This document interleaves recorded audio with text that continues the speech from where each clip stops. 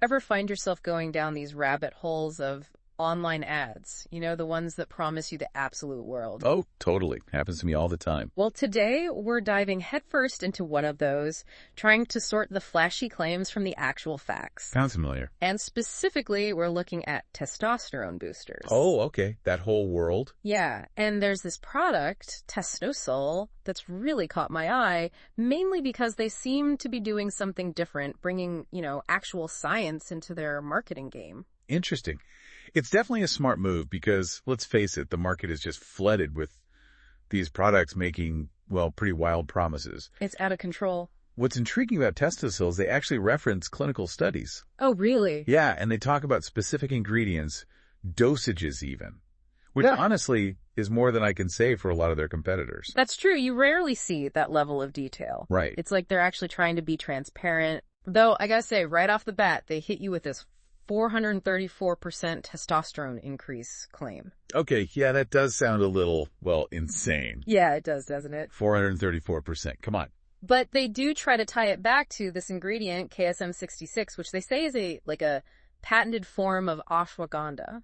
Okay. What's the deal with that? Right, so that's where things get a bit more interesting. Okay. Ashwagandha itself, it's been used in traditional medicine for centuries. Right. But this KSM-66, it's a specific extract, and it's standardized to have a much higher concentration of the active compounds. Meaning it's not just some random herb they've picked up. Okay, so what you're saying is it's like the difference between casually tossing some herbs in a soup and carefully measuring out a potent extract in a lab. Exactly. You got it. Yeah. And here's the really interesting part.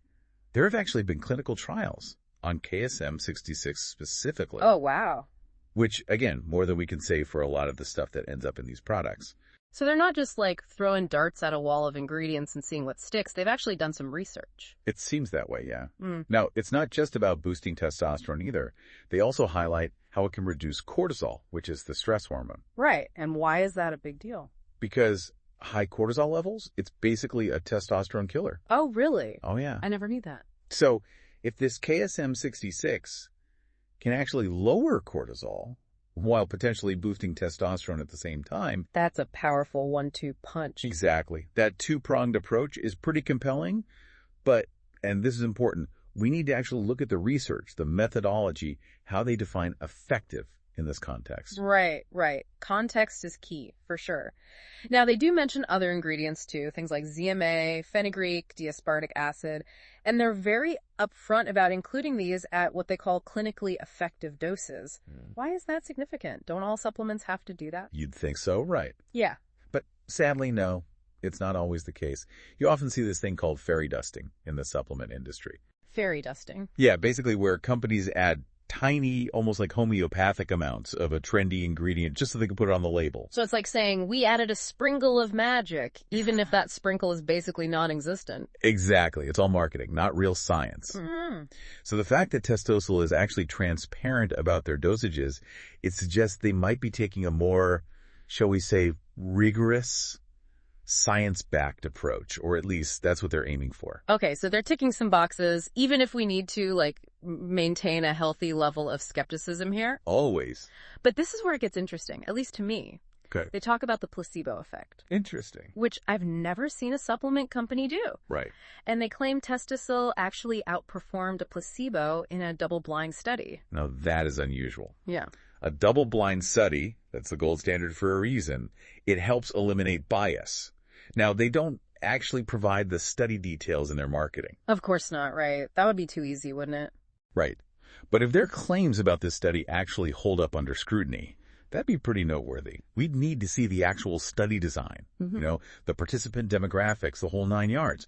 And ideally, independent researchers would have replicated the findings as well. So we're not just taking their word for it. Always good advice no matter what you're researching. Now, I know testimonials aren't exactly scientific evidence. Right.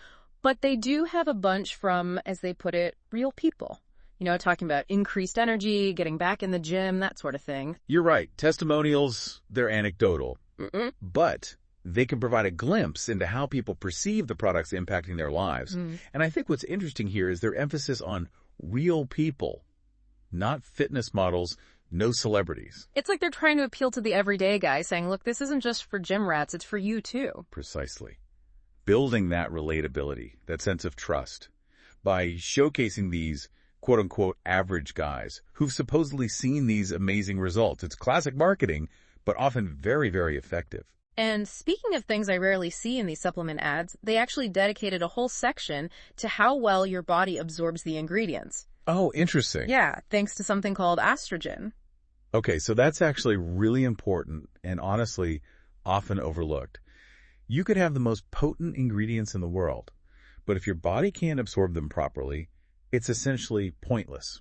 We're talking about bioavailability here. Bio what now? Bioavailability. Think of it like this.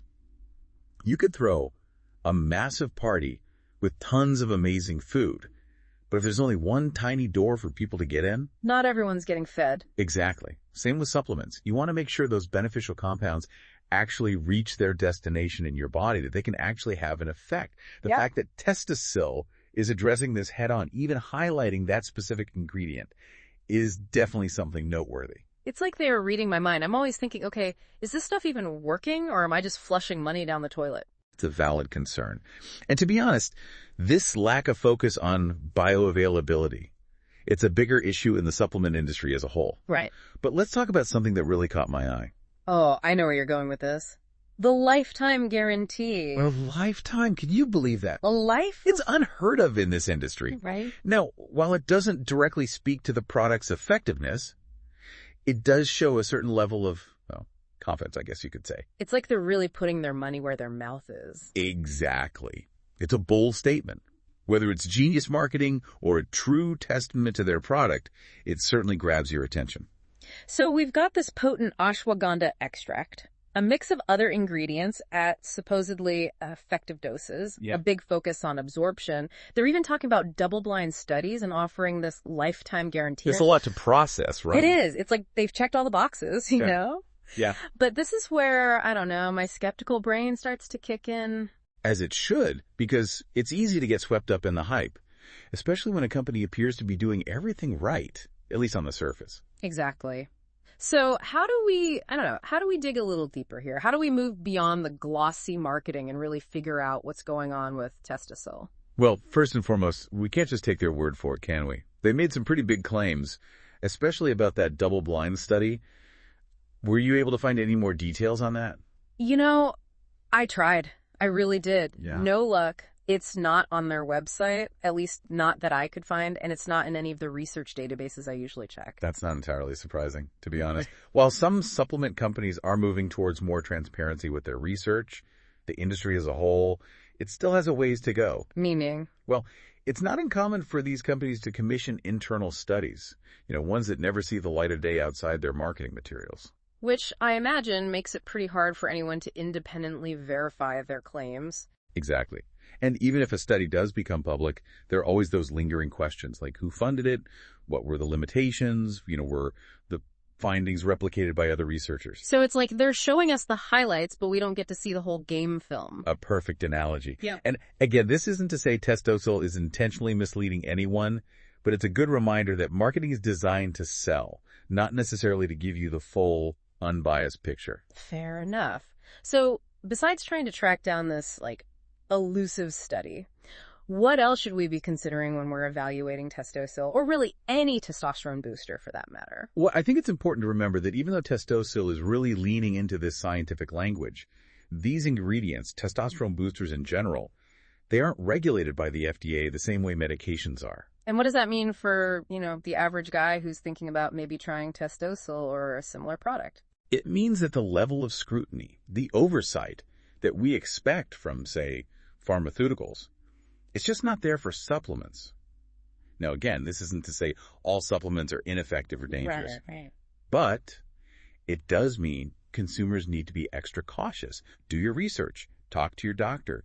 Manage your expectations. Sound advice, for sure. Right. Don't just take the company's word for it. Talk to someone who actually knows your medical history. 100%. Yeah. And I think it's worth noting that while Testosil's marketing really focuses on the potential benefits, increased testosterone, muscle growth, all that, it's crucial to be aware of the potential drawbacks as well. Drawbacks? Like what? I don't remember seeing any disclaimers or warnings in their stuff. Well, even though they're promoting this natural approach, that doesn't automatically equal safe for everyone. Right. Testosterone boosters in general can have side effects, and these can range from, mild things like acne, mood swings, to potentially more serious issues like sleep apnea or even prostate problems.